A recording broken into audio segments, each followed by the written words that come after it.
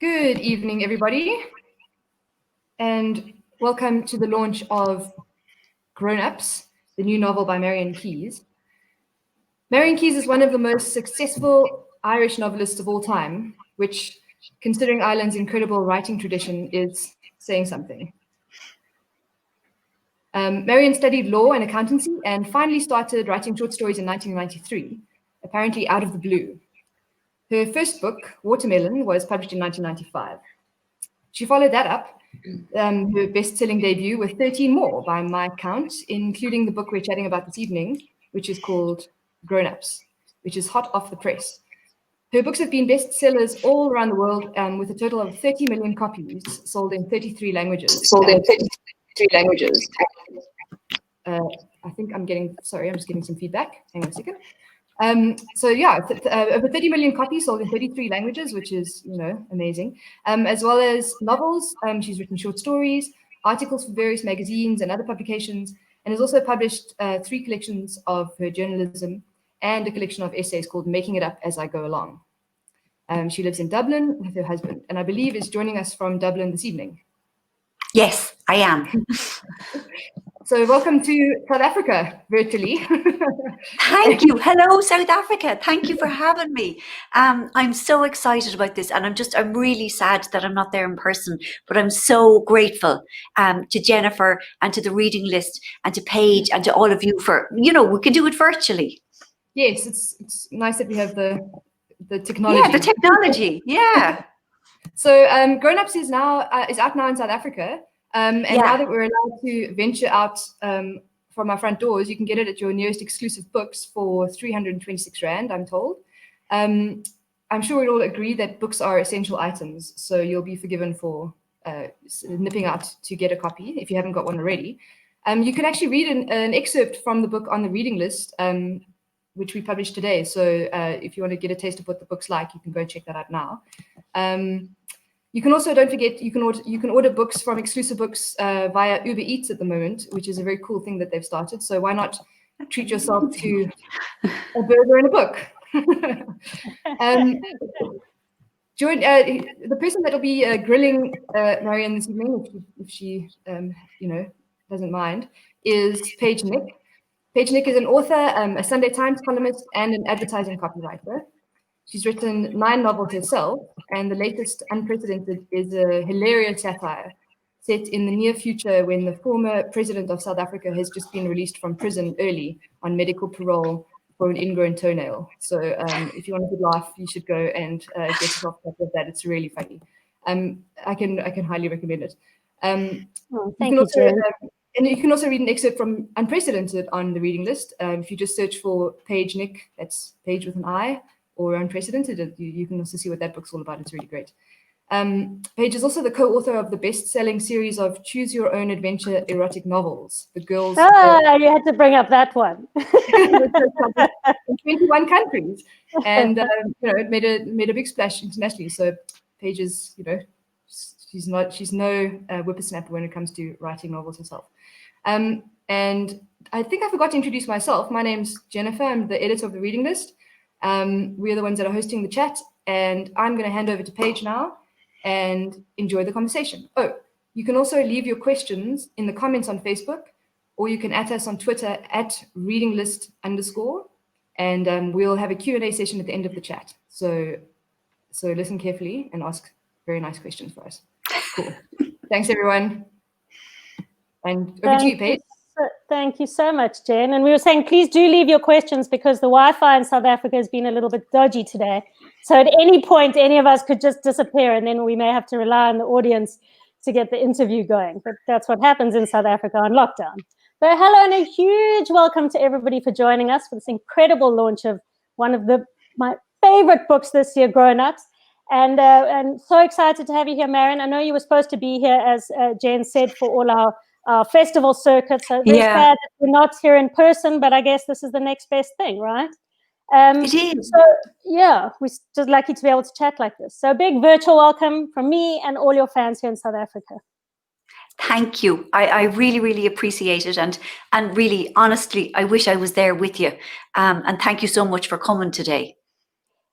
So I got to tell you that when the mail first pinged into my inbox from my publisher Penguin to ask me to chat to you, to chat to one of my writing heroes, it was a bit overwhelming for me. And I just thought it feels like a very grown-up thing to be doing, like a proper adult thing to be talking to a proper favorite international, global, major best-selling author. And it just felt, like I was really adulting, And do you ever look at your life and think like, how can I be so grown up doing all these things? I'm very, very honoured that you felt like that, Paige. I mean, I absolutely don't feel like that kind of person at all. I'm sorry, I'm a bit overwhelmed. I mean, most of the time, I just feel like I'm barely shambling through life. Exactly. Yeah, and like that never really goes away. I can do things now that I couldn't do when I was a child, like drive a car, but I still feel as shambolic and as imperfect as I've always felt. And I suppose I realize now that that's never really going to go away, that it's part of being human to feel unequal to life and to its challenges and to the emotions that it brings. And although having said that, like, even though I do feel unequal a lot of the time, when something has to be done, like, the death of a parent, like, and showing up and organizing the funeral and stuff, when you have to do it, when there is no choice, we discover that we are capable of doing it. So, I mean, that is kind of, it's kind of useful to know. Yeah. And I guess it's appropriate when we're talking about your latest book, fantastic novel, Grownups, because it's kind of a little bit about adulting and how it seems to be going right, when a lot of the time behind the scenes, if you dig a little bit deeper, it's kind of going a little bit wrong. So like so many of your readers, I read Grown Up during lockdown, and it was really such a comfort read during a very strange time. I was wondering what lockdown looks like for you in Ireland. I mean, pretty similar, I'd imagine. Until 2 weeks ago, we could only travel within 2 kilometers of our home, and everything has been shut down apart from supermarkets and chemists. And even originally, like, it wasn't possible to order books online in Ireland. And people over 70 they call it cocooning. So they are in their own home and they cannot leave. Their shopping is brought to them, either by their kids or the supermarket delivers. And we couldn't meet our family. You could only meet the people in your own household. So 2 weeks ago, things improved slightly in that we can gather together in groups of 4, so long as it's outside and so long as we're 2 meters from each other. And and actually the bookshops reopened online, and we can travel 5 kilometers now. But like, it's still very, very limited, and that's fine. I mean, absolutely. Yeah. Well, I mean, we've had to do what we've had to do, I guess. Yeah. Have you been reading and writing? Have you been able to read and write? I think a lot of people have been struggling with reading in lockdown. Yeah, I mean, both. I finished all the kind of the promotion in this part of the world for Grownups, and the plan was that anyway I was meant to be starting writing in March, and I absolutely couldn't. It was interesting in an awful way, how my head wouldn't work. And then I was really trying to escape, the anxiety and the fear of the unknown by reading. And I absolutely couldn't. It was like hitting a brick wall. And there's a reason I've discovered that so many people are struggling with reading and writing. It's because we're very, very frightened. And when you're, as human beings, when we're frightened, we're in fight or flight mode. And that means, we're very alert and we're very, aware of danger, and we're kind of scanning for it the whole time. And that means our imaginative part of the brain has been disabled. Because when prehistoric man was like waiting for like wild beasts to come and eat him, if he was off like dreaming away in his head about like lovely things, and happy days, it meant that he wasn't like there to kind of keep an eye on the dangers. So apparently that's why everybody is struggling with escape via their imagination. I have to say though, it has got easier in maybe the last 3 weeks. Yeah. I think I've probably, human beings can adapt to an awful lot. And I think we've got used to it. Yeah, it's been interesting how people seem to have gone through the same kind of phases. So starting out completely being unable to read and unable to write, and then slowly finding their way back into Yeah. this, many people. Yeah, I mean, Well, I'm at the stage at the moment where, like, I'm sort of afraid to leave the house. Like, I've become so institutionalized that the thought of, out there with like cars and things, it's a bit kind of, oh, yeah. I'm sort of joking. I mean, I will, of course I will, but it's funny, like, yeah, it's kind of almost my small world has become sort of nice. Yeah. And also as writers, I mean, we spend so much time at home alone anyway writing that it hasn't been a huge stretch. It's just been this big mental stretch that has kind of taken us to a different place. Yeah. I mean, I'm an introvert anyway. I can only do people in small amounts of time. So like, it's a lot easier for the likes of me than, like for people who are party animals. Like, I really feel sorry for them. Like, it must be awful, to not be able to be with lots of people. Yeah. Or the people who are homeschooling, I guess, as well.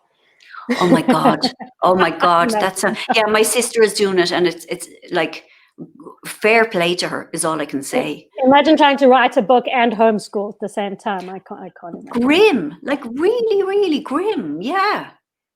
So maybe we talk a bit about Grownups, which is a fantastic novel. And I was thinking, in Grownups, you do this fantastic thing where you jump around in time a little bit. So you start at the end of the story, and then you work your way back to the beginning, and then you work your way back to this very enticing ending again, kind of opening all the doors as you go.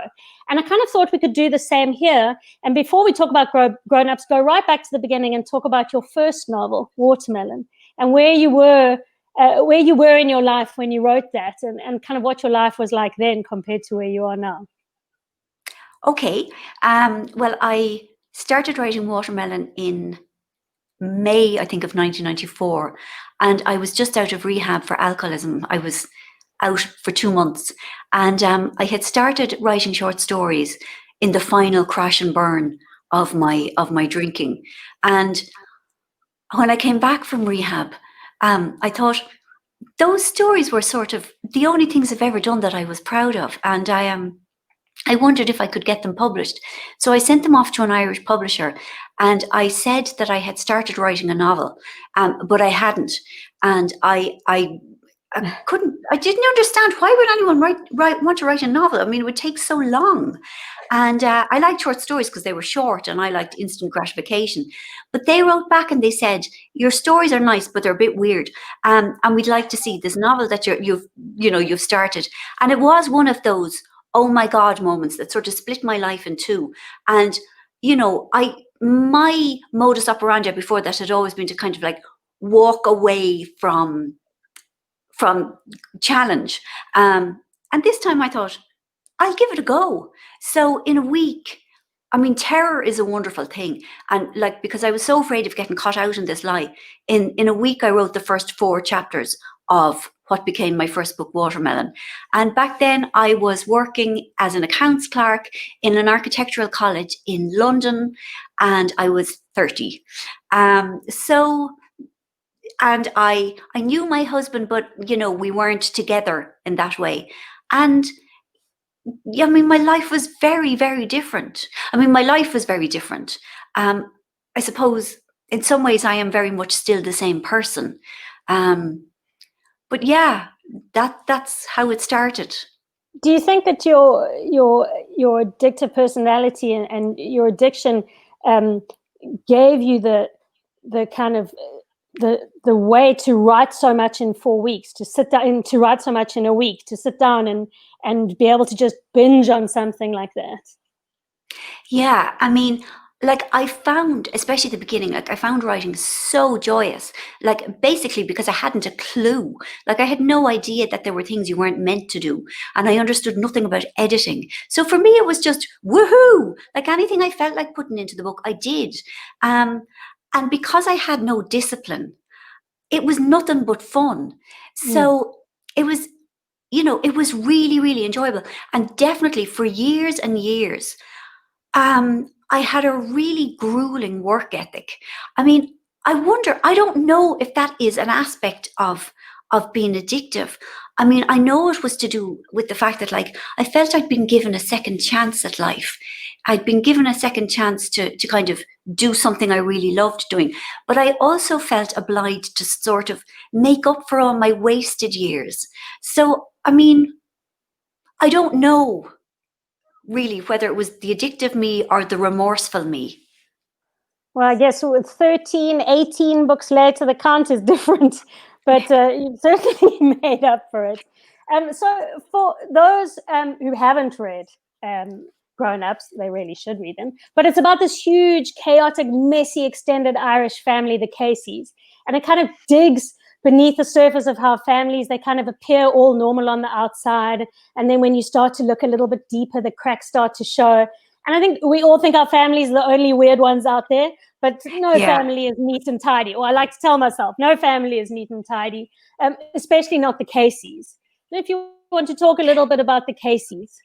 Yeah, I mean, with any person, though, there's always a huge gap between the version of ourselves we present to the outside world and what's really going on inside.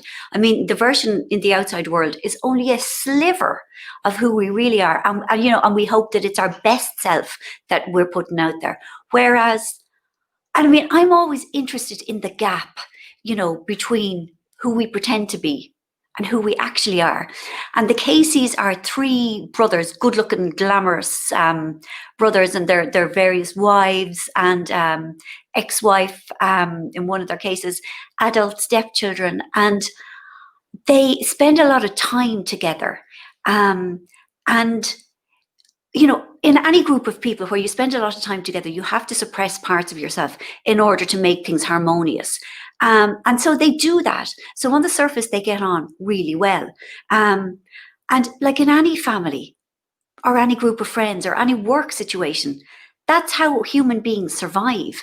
And the whole theme of the book is like, what happens when the real people are unearthed, you know, when they appear by accident, when they're not supposed to, and how do we deal with our real nature being out in the world, and how do we cope when we see other people as they really are?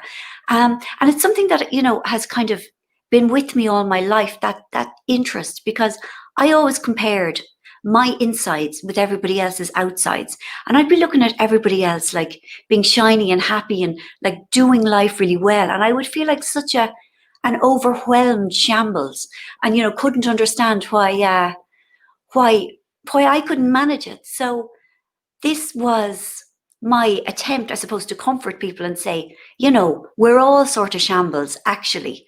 It's just some people are better at faking that kind of surface sliver than others. I think you do that beautifully. I think everybody has a thing that they're dealing with and that they're living with. And in your books, you bring those things to light. And I think you make people feel like maybe they're not the big weirdos, or they're not alone, or they're not the only one dealing with this might be a very strange thing, that they're not alone. And I think that's really important. Yeah, we're all the big weirdos. You know, this is what I have learned. I mean, I thought I was the extra big, extra weird weirdo. But we all have aspects of it. And I liked what you said as well about the family. Like, every family is dysfunctional. Every family. You know, there are none. Even the perfect families are dysfunctional in their perfection. You know, it's impossible because we're human beings. Human beings are imperfect. And once we start having relationships, the dynamic is always going to be off because we are not perfect. So I have to keep telling myself that, though, because, you know, I think most of us kind of revert to this default state of I'm the worst. You're not the worst. We're all the worst. We really, on social media right now, we really are all the worst. Yes, we are. Oh, yeah. I also think that growing up does this very well, is that when you're younger, you do think that yours is the only family that's crazy. I remember thinking that my one sister, I come from, same as you, I come from a very big family, very big dysfunctional family. And I remember thinking how my one sister's family was so incredibly normal. And like, it was such a discovery to me as we got older and older, and we all got to know each other a little bit better, to discover that actually they're not. Everybody's got their thing. Everybody's got their shit. So I think it's so wrapped up in becoming a grown-up and becoming in adulting. I wanted to ask you, because I know you also come from a very big family, and you portray this big family. In fact, in a lot of your books, you write about families and family issues. And I was wondering, you may not you may not write about your family, but the essence of it has to seep in because it's our reality and how we live. And I wonder if your family ever feel like you out them, or you out there crazy, or if they ever call you out on maybe feeling themselves in any of your novels. My mother was very cross when my first book, Watermelon, came out, because the mother in that can't cook. The mother in that survives, with the microwave and the freezer. And, Mammy Keyes is not a domestic goddess, and she has many wonderful things. Like, she should have been out in the workplace. I mean, she's very creative. Like, she should have been writing books, and those options just weren't available for her in Ireland at the time. And I think she was really, really annoyed with me about that. But I felt it was a very affectionate. I mean, I still maintain it's like really loving and affectionate. But yeah, she was cross. But it's more the messy dynamic of a big family that I love writing about, because I love living in it. I'm very close to my brothers and sisters, and their spouses, their kids, and I'm quite almost fetishistic about family. I love how in family it's like you have this very disparate group of people. Just because people come from the same gene pool and were brought up by the same parents, it does not mean that they're in any way what's the word I'm looking for, alike.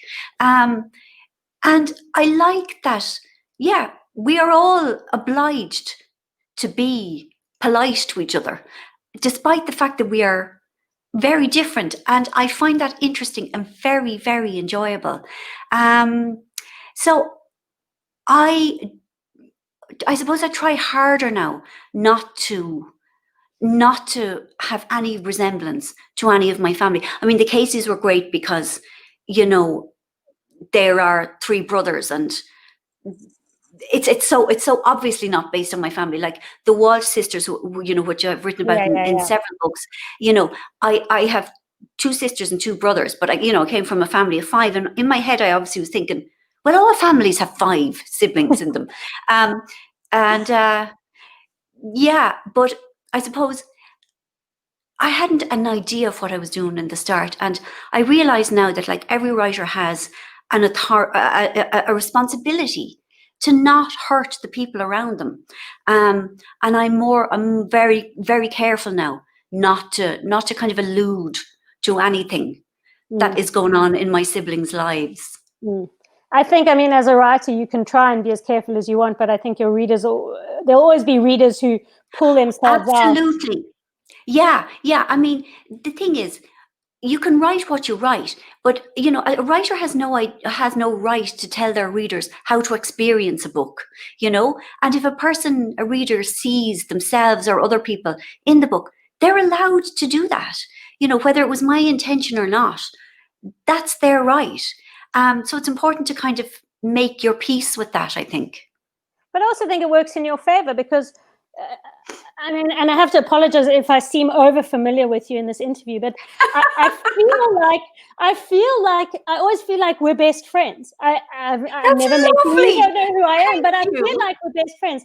And I think it's because, and I don't think it's just me, I think a lot of your readers, and I've seen a lot of your interviews, we feel like your best friend. And I think it's because you know me so well in the characters that you write.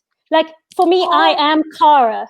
I don't have the same eating disorder as her, but I have my own eating disorder. We all have our own eating disorder.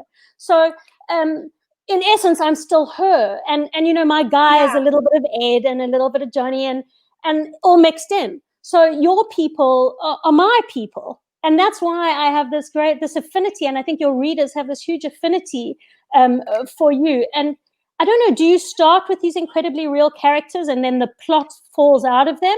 Or is it the other way around? It's the other way around. And thank you so much for saying that, because my characters are, I really, really try hard to get them right, to get them layered and nuanced and flawed but humane. I mean, for me, it's all about the characterization. And that's why I'm so slow. It's because I spend a long time kind of going down into my characters rather than moving the plot along. My publishers in the beginning, like I was able to write a book a year, and I just wasn't able to sustain that and kind of produce people that I believed in and that I liked and that I could see struggling.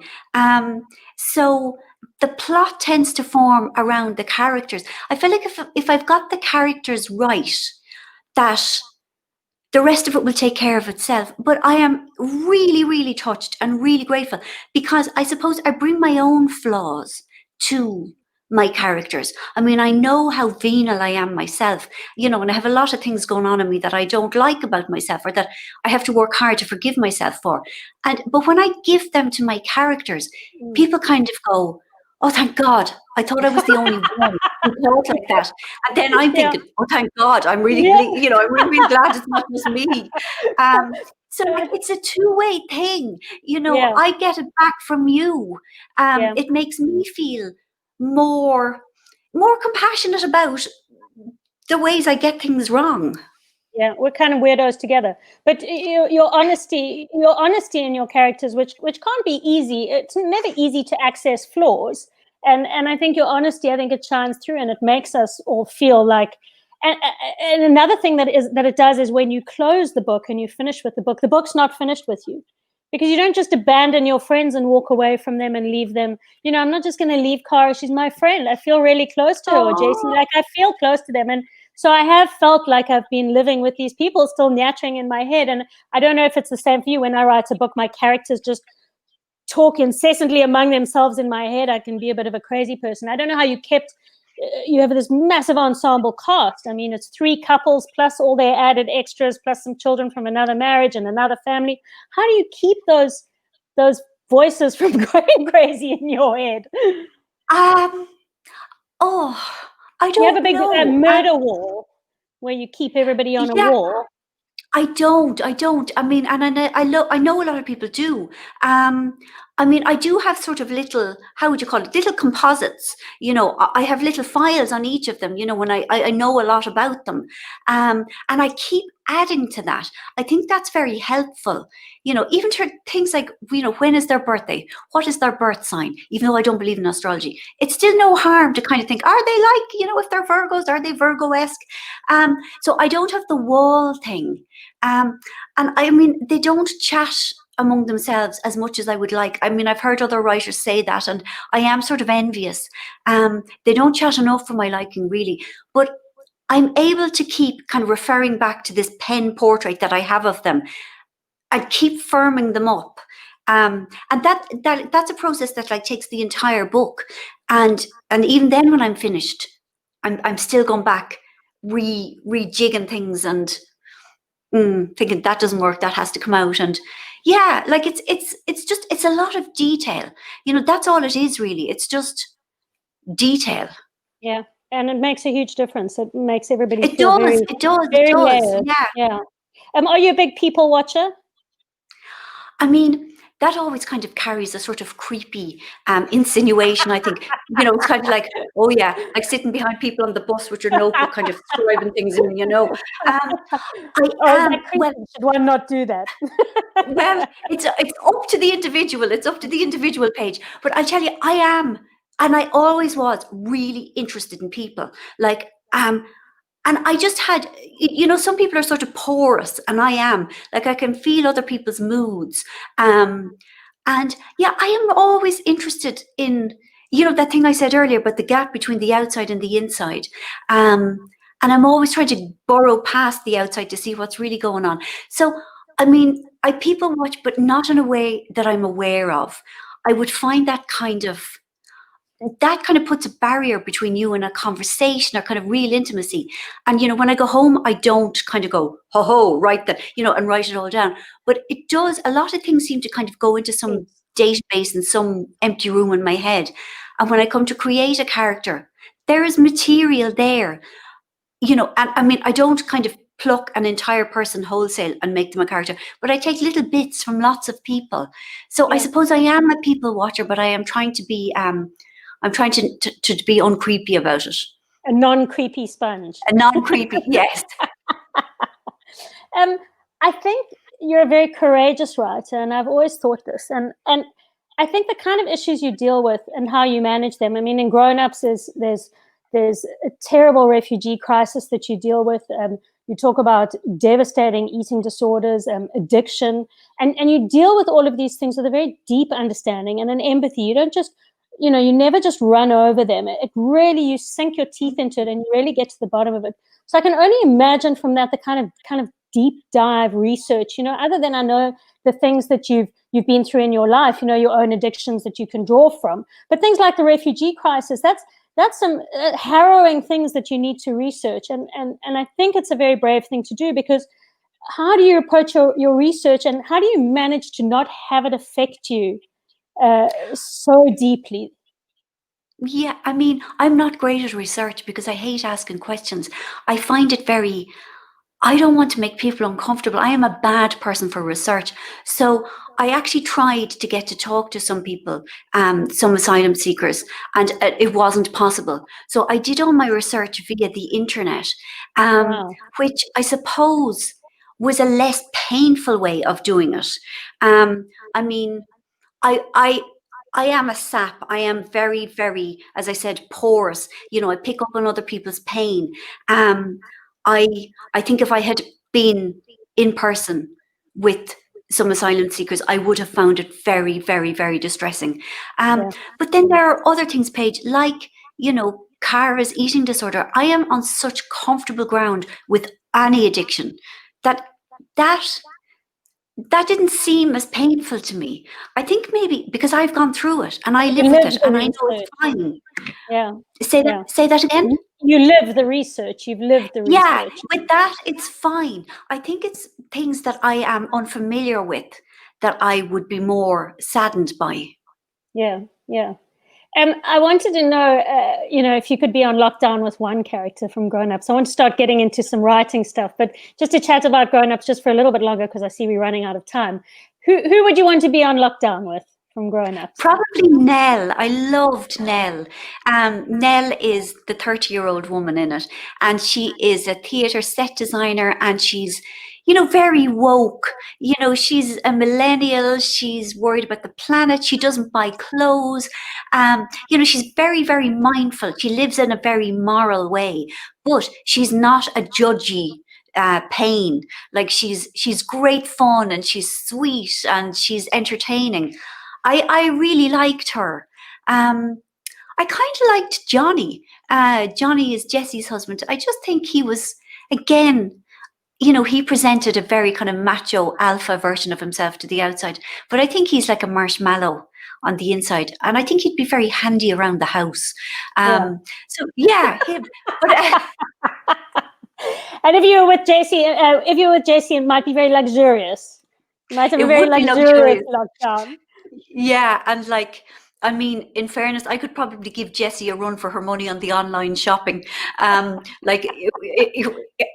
afraid I did draw on my own experiences for that, like the late night on the tablet. Look at what harms her.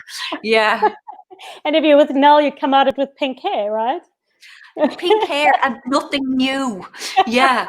you refurnish all the curtains and the upholstery to make new clothes.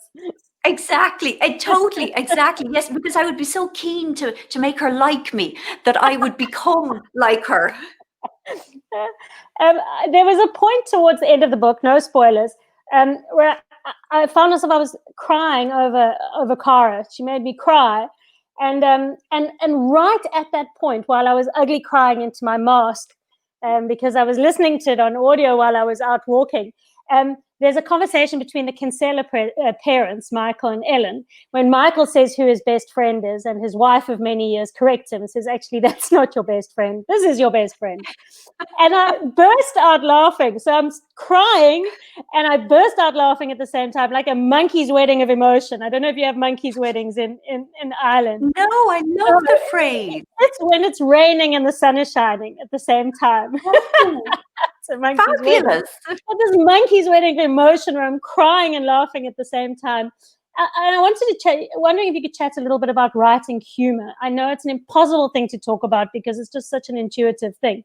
But that thing of getting to that laugh out loud beat and how you taste that. I mean, it's difficult to answer. It is. But like, it's something I was brought up with. Like, my mother is hilarious. You know, she's a fantastic raconteur, and she's got fantastic timing. And my sister Katrina, the next sister to me, has that same gift, and they are much, much funnier than me. I think it's innate. I mean, I feel like it's an Irish thing. Like, Irish people have sort of honed the whole humor thing. I mean, it has been a survival mechanism, I'm fairly certain. And I know it sounds boasty, and I really don't mean it to be, but it's not something that I have to work at. It's because I've learned it from a master. I learned how to structure a story, what to hold back. You know, and it's about juxtaposing. Most humor is about juxtaposing two unlikely things. It's about surprising people. It's about subverting expectations. And honestly, I think it was just like growing up listening to my mother in the kitchen. And, you know, we were encouraged to be funny. You know, it counted for a lot in our house. Yeah. Well, it counts for a lot in your books too. Thank you. You're like, really, thank you so much. The last thing I want to touch on Grownups before we chat briefly about your writing is the Kinsella connection. So the one family is the Keyes, is the Magic family, and then they connected through this bond of grief and love and marriage and death to this other family, the Kinsella family, who's also this incredible big Irish family. And I don't know if everyone listening, watching knows this, but Sophie Kinsella is a very famous author in her own right. So when I read the Kinsella, and I laughed out loud, I went back and I had another look, and I wanted to ask you if she's related to Michael and Ellen. Oh, she's probably, I think she might be a third cousin once removed. And see, Irish people would know all of that.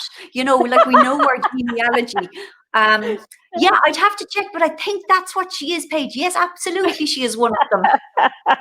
I love an in-joke when real life crams itself into fiction. It's so lovely. So I wanted to ask you, in your writing life, from the seed of an idea through to publication and then through to the media part of it and this part of it, which is your favorite part of the whole process? I mean, I love this. You know, I love doing live events when readers come. That is my favorite part. It is such an honor to get to meet people who have, you know, read my books and liked them. And I feel like if they liked my books, they're my friends. You know, that we are actually already friends. And I enjoy those nights or lunches or whatever they are more than anything. I find them enormously rewarding.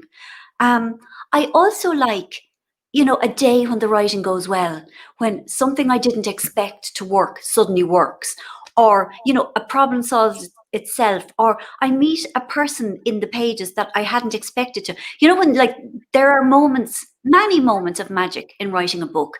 And on those days, there is no finer feeling. I suppose I don't like the editing. The editing I find very painful. But, you know, it's a lovely job. And I say this a lot, and I really mean it. You know, I write about feeling disconnected because that's how I have always felt. And by writing those feelings and giving them to my characters and people reading them, I have felt connected. Like, my readers have healed me. You know, they've taken away that feeling of being like just life's irredeemable oddball. So I think overall it's the relationship with my readers that I am incredibly grateful for. And it's a very strong one. You talked about the editing being hard, and I think they say if the editing isn't hard, you're not doing it properly. Have you always worked with the same editor, or do you work with a different? No, it's been the same editor for well over 20 years. I'm so lucky. I mean, that's very, very rare, because, you know, people move on. editors leave or go to a different house or, take maternity leave or, but I've just been very lucky. I've had the same one since 1997, which is just, yeah. Different. I want to also chat to you about, and I'm thinking about this a lot now with my writing, is writing post-COVID. So in the scenes that you're writing now, things like whether your characters will be wearing masks, whether they can go to, you've got this beautiful music festival and concert in Grownups where they go to this incredible kind of glamping festival. And I've been wondering how you're dealing with that unknown in your future scenes. Well, the book I'm writing at the moment, it's currently set in 2018. That's how I'm getting around it right now. Yeah.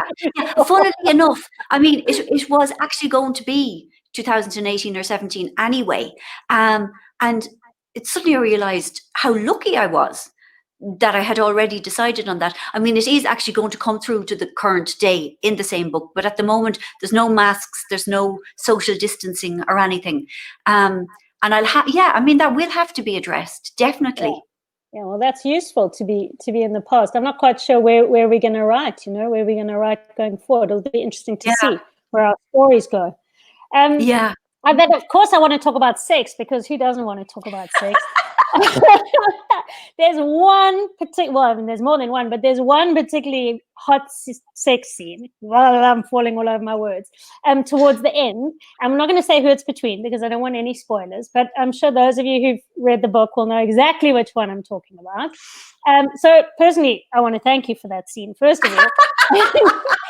You're so welcome. I know how hard it is to write. It's mortifying. Non-cliched sex scenes. It's near impossible, and that's actually hot. That isn't just kind of a parody, because that's easy to get into somebody's leaning on your hair and all those things. That's an easy way out. So I know some writers leave them for last. Some writers get other people to write them for them. Some writers fade to black. And then the next morning, the sheets are up this, and you kind of fade to black in the middle of the scene and come to the next morning. And some writers just die a million deaths. So I wanted to know how you write about the bits. I die a million deaths. I mean, I absolutely do. I mean, I absolutely hate writing them. I hate them. But I do think they're necessary. I mean, that particular one you're talking about, it was vital. It really was. It was the only way that relationship could be resolved. I will do my best to get out of writing them. But then again, it's about characterization. And I mean, I think an awful lot of lovely stuff about sex is about unresolved sexual tension finally being resolved. And if you've done your characterization well, and if you have built up the relationship between the two characters, over a good part of the book, it's easier. It's not as grim as as it can be. Yeah. But it is. I find it really, really uncomfortable. And I think most people do. And for those who don't, I think it's wonderful. Lucky them. Yeah. But I was brought up in a theocracy. Sex was not anything to be celebrated, and it is very hard to get past that.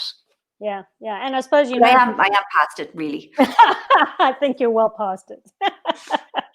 And also, I mean, you often when you're writing and your family are going to be reading it or your mom's going to be reading it, it's really incredibly difficult.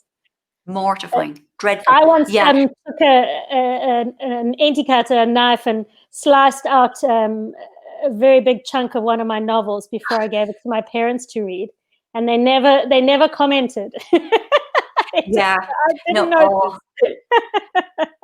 I remember giving watermelon to my dad, and we couldn't look each other in the eye for about 6 months afterwards. It was just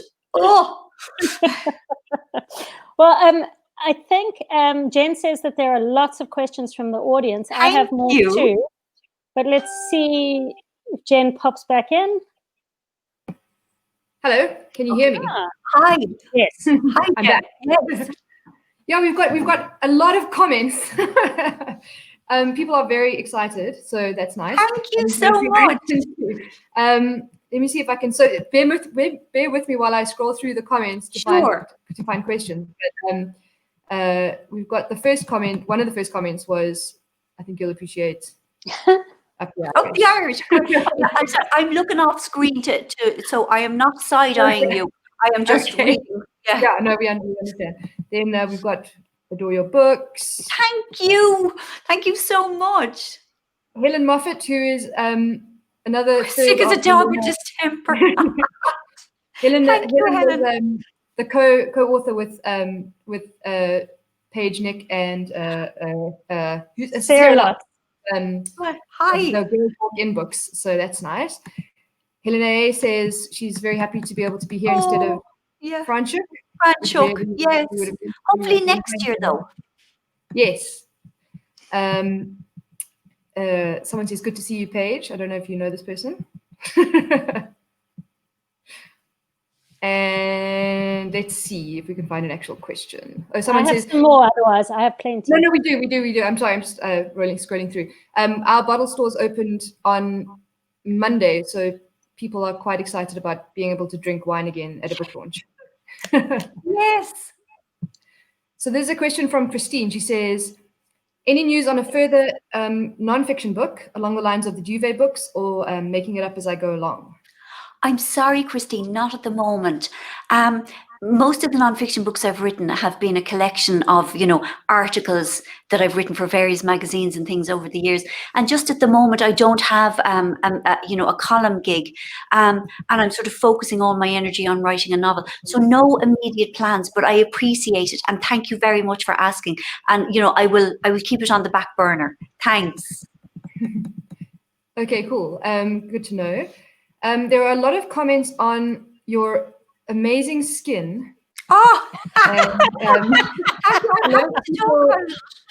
lot of South Africans vowing that from this day forward, they're going to keep out of the sun. So I think there was a question from Pamela, if I can just find it. Yeah. She says, what eyeshadow are you wearing as well? I'll tell you what I'm wearing. Okay. I am wearing, it's by Huda. Do you have Huda in South Africa? Huda. Yes, I think we do, yes. Can you see there? Okay, it's called Mercury Retrograde, and it has got these amazing pinks and glittery pinks. Now, I didn't wear the glitter because it's the afternoon, but the colors are fabulous. Thank you so much. I love it. Thank you. We had a whole lot of people Googling you to find out your age very, very rudely. Not rude at all. And none of them could believe it. So. Thank you. But no, I mean, I always say this, please listen to me. Botox in my forehead. This is not down to staying out of the sun. This is due to the fair needles of my Botox person. So look, don't be feeling bad. I get Botox too, and I don't look like you. My skin doesn't look like that. But also, A, I hate the sun, which is lucky because I live in Ireland. B, I spend a fortune on acids and vitamin C, and this is not how I am naturally. Please, time and money has been. Marian, I heard that you really like a chemist, and that whenever you go to a foreign country. Yes, it's the best thing. Yeah, I mean, I am perpetually unwell, and I come from a family of hypochondriacs. We're fabulously beleaguered with ill health. And I love when I go abroad and there's something wrong with me. So I have a legitimate reason to go to the Green Cross of Health. And yeah, I love, that you can get things over the counter in foreign places that you can't get here. You might need a prescription for. I mean, that is delicious, And then there's always lovely skincare and funny things. I love any skincare, but most of all, I love a funny new one that I'm not familiar with. And I always kind of invest it with far more greater efficacy simply because it's new. I love. Have you done the snail thing and the? Yes, the Korean stuff, absolutely. Anything that I hear of, I'll do it. It really will. I mean, it is very much my hobby. we're morphing into a YouTube makeup makeover. Yes, yeah, it is. Sorry, we can go back to the book. Well, I think we have a question from, I believe they have another question later on, and they say that they're a budding writer. So they'd like to know where you get your ideas from, which I'm sure you haven't heard before. And does the story grow from an idea, or is it all mapped out from the start, or does it evolve as you write it? It's really hard to say where I get the ideas from. I think, but I know that I am a woman who is interested in how women are functioning in the contemporary world. So, whatever I write about has to do with, what is affecting us in the now. And it's all about characterization for me. I mean, I have a vague idea of a plot, or not even a plot, but an issue that I want to write about. And it is about kind of constructing the character and the world around them more than the plot, if you know what I mean. And no, they say you're a plotter or a pantser.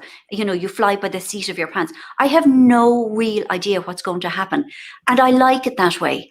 It kind of withers my soul, the idea of knowing before I even pick up my pen what's going to happen in the final chapter. I am not excited. That does not spark joy. But I have said this a million times. There is no wrong way to write a book.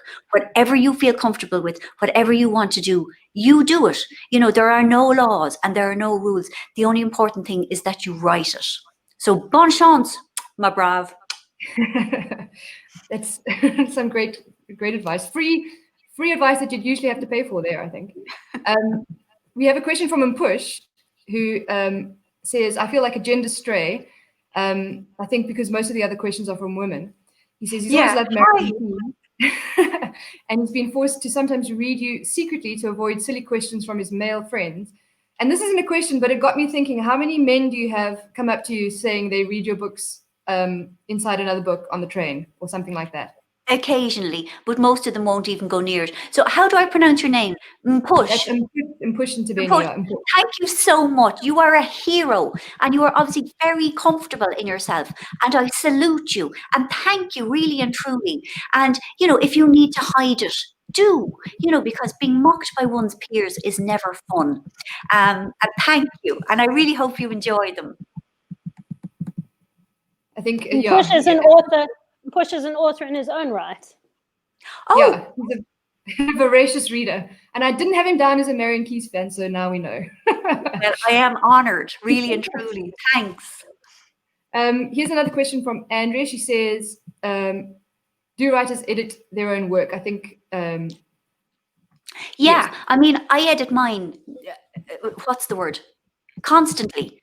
I mean, I don't do like a first draft. And then give it to my editor. Like I edit every day. Like I'm constantly changing characters, changing events. But then when I finally feel like it's pretty much finished, I give it to my editor. And yeah, like she comes back with plot suggestions, character overhaul, like stuff like that. So yeah, absolutely, she edits me. I absolutely hate it. And then I hate her when her notes arrive. And then, I spend about 3 days raging around the house, and then I knuckle down and do them, because it is ultimately for the good of the book. But I do think it's really important to have somebody else cast their eye over it. Somebody who is experienced at how novels work. So absolutely, yeah. Yeah, I think it's very important to get someone and also to get someone that you don't know, I think. Oh, someone who can be very cruel. Yeah, you can't have somebody who is allegedly your friend, because they'll either tell you you're fabulous, or else they will secretly tell you that it is rubbish because they are jealous. So no, seriously, be careful who you give your work to. We have a question here. From Natalie, she says, will you be revisiting the Walsh family again? Yes, Natalie, I am revisiting them as I speak. I'm working on a book at the moment, and I hope it's going to work out. I mean, I really hope it will. It's a sequel to Rachel's Holiday, and I am trying really hard to get it right, because I know it was a special book for a lot of people, and I want to stay true to the energy of that book, the voice of that book. still bearing in mind that like we're all significantly older than I was when I wrote it, and Rachel is as well. So yeah, but they're all in it, all of the sisters, Mammy, Daddy, all of them. This would be your first first sequel, won't it? Yes. Yeah, I mean, that's I had interesting. sequel phobia up till now. I can't describe it really. It just made me feel icky. I felt like I had given the characters their story, and that they should be allowed to live in peace, for the rest of their lives. Because if you go back in to write a sequel, you cannot start where you left off at the happy ending, because there is no story if everything is happy. And I'm sorry, things have to be broken and messy in order for a novel to be written. It would be the most boring book ever if there was no conflict. And it's taken me until now to feel okay about doing it. So it's going well at the moment. Do you have freedom from your publishers that if you're into the sequel and you decide, in that you actually don't want to do it, do you have the freedom that you can turn around and say, actually, I'm not going to do this one and I'm going to work on something new instead? I mean, in theory, I do. But I mean, it means that I would have wasted 6 months, 9 months or whatever. And I mean, that impacts everything. It impacts their schedules. It also impacts me. I mean, I would like to have a book out every 2 years if possible. But with the break was actually meant to be about Adam and Claire from Watermelon. And I spent 6 months working on it, and I had to junk it. And that meant, it took 3 years between The Woman Who Stole My Life and the break coming out. And 3 years is not good. Not good in any career, to have. I mean, it was unavoidable, in that it wasn't working. I feel more confident about this, but they wouldn't be happy. No, they wouldn't be, and I wouldn't be happy either.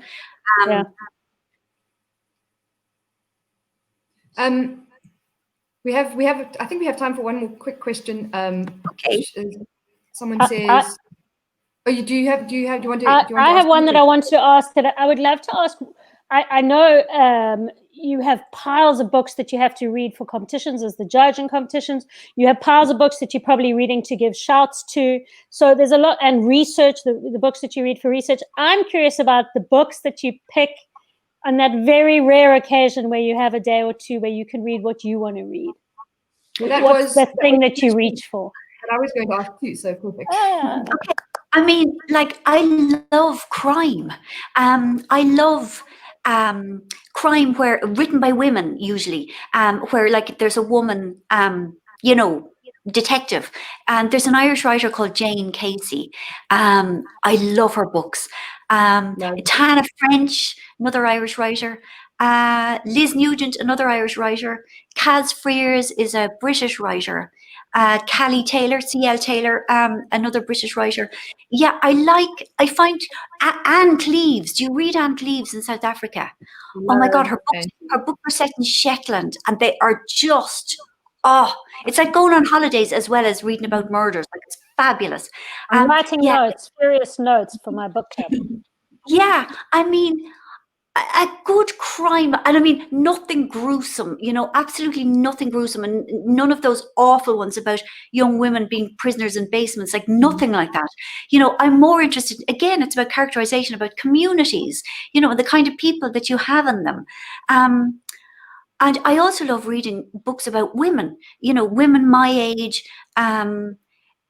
still being relevant. I'm reading a book by, is it Taylor Jenkins Reid, at the moment. She's written, I think, 5 novels now. She's a US author. Also, Tessa Hadley is a British writer who wrote Late in the Day. And it is, my God almighty, like it is unsentimental. It is, I suppose, savagely unforgiving, really, of the human condition, but I liked it because it's so honest. She's great. Also, Barbara Torpedo, is she South African? She has links here. She's been here many times. I read her books years ago, and I got them off the shelf again because I suddenly felt a longing for Barbara Torpedo. I love how she writes about. I mean, the people in the books are nothing like me. They're so clever and they know about classical music and stuff. But I like how she writes about relationships. And I love reading young women. I love reading 30-somethings or younger. Nisha Dolan is an Irish writer. She's written a book called Exciting Times, and she's sort of been called the new Sally Rooney, which I think it's unfair to compare the two. I find Nisha's work incredibly. I really laughed, and it really gave me an insight into what it is to be a 20-something woman in the world right now. The things that worry them.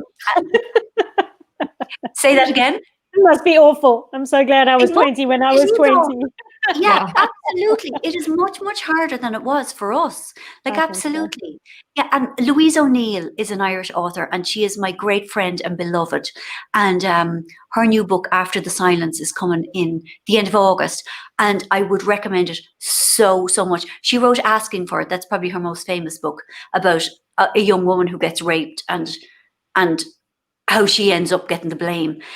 Again, not for the faint-hearted, but important, necessary. So I read mostly women. I will only read a man if he's really good. I just think men... Or if he's a big fan of your work. Yes, exactly. I'm going to find him now. But yeah, because I read to find out what people are thinking. I don't need to find out what men are thinking. Their voices dominate all media, whereas it's much, much harder for women to get our opinions out there. So, I'm doing my little bit, to burn down the patriarchy. So mostly women is what I read. I think everyone's going to have to rewind and fetch a pen and take some quizzes. Yeah, sorry. Yes.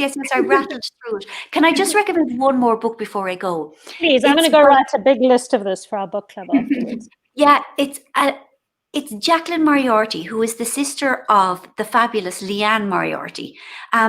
Jacqueline has written young adult books and children's books. Oh, they're just magical and gorgeous. But her first adult novel is called Gravity is the Thing. And it is one of the books I have loved most in my life. It is a combination of very whimsical and very earthy. And it really did it for me. And I think, especially at the moment, I think a lot of people would find it very comforting. So, do you listen to books, read them, Kindle? Or are you a multi-platform? Well, I'll do Kindle if I'm stuck, but I much prefer an actual book. And that when Kindle first came around, it was just so thrilling that you could go on holiday with 22 books and, you're carrying nothing. But now I find I don't remember books, or I can't concentrate on the Kindle the way I can with actual pages in front of me. And I'm not great on audio. But I've loved the ones that you read, where you're the voice reading your own words. Thank you. It adds a whole new element to it. I really enjoy that. Thank you so much. Yeah, I did Grownups. This is the first of my novels that I did. And I was really and not Under the Duvet. And I loved it. And I did Under the Duvet. Yeah, that was 20 years ago. But it takes a long time to record an audiobook. And I was worried about Grownups because it's a big book. But I loved doing it. I want to go back and record all of them now. It was lovely. I loved doing all the voices and the accents and everything. It was really, really rewarding.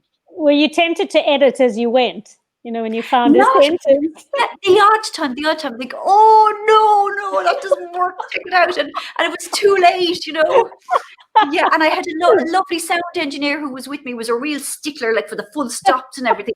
I couldn't kind of fudge anything. He was no, say it again. Oh, sorry, Jen, I've gone over. Oh, no, it's fine as long as Marian doesn't mind. Oh, it's fine. I wanted to end with a question that's probably going to take up the whole screen, but I just thought it sort of echoes with a lot of us are feeling. Okay. I can't believe I'm grateful to lockdown for this opportunity to meet one of my favorite authors of all time. Chances of being able to attend I think she's talking about the Frontier Festival there, would have been nil, as I'm based in Mthatha in the Eastern Cape. what a pleasure this has been. And thanks also to Paige for the wonderful interview. And I think we're all feeling Absolutely. Thank you to Paige for the wonderful interview. fun. And, and thank you to everyone who has tuned in. Like, even though I can't see you, I feel your warmth. I really do. This has been really, really lovely for me as well. So thank you to all of you, and thank you to Paige Nick, and thank you to Jennifer, and thank you to the reading list for having me. It has been honestly lovely. And thank you for your questions. They've been gorgeous. Well, we're all best friends now, so it's too bad. We are. We were best come friends back. anyway. Yeah. Oh, well, that's I'd like nice. to thank my sister for shouting a question in the last few seconds. Shouting a comment rather. I'd also like to thank Penguin Random House South Africa for organizing this for us with your international publisher, because it's really special for us to have you here. Thank you so much for joining us. Thank you, Paige, for some great questions. And Yes. you can go and check on Facebook page. People have been asking about your painting, so maybe you can go and explain to them where Awesome. it comes My from. friend, artist is Jamie Hanna. I don't know, the maths is weird of this camera. I don't know which way to go. His name is James B. Hanna, is the artist. He's a South African artist, very talented man. It's fabulous. And it was the cover of one of your books. Oh yeah, and it was the cover of one of my books called Pens Behaving Badly. We use that. Which is available at exclusive you can also get Grownups. Everyone, run out if you haven't got Grownups yet. I mean, if you don't want it now, then you're clearly mad. So it's you can get it on Uber Eats from Exclusive Books. You can drive to Exclusive Books yourself if you wear a mask and be very careful. And enjoy it with a glass of wine, and let us know what you think. And thank you very, very much, everyone, for joining us. Thank you. Go out and buy the book. Thank you very much. Thank you, all of you. It's been really, really lovely. Thanks. Cheers. Thank you, guys. Bye.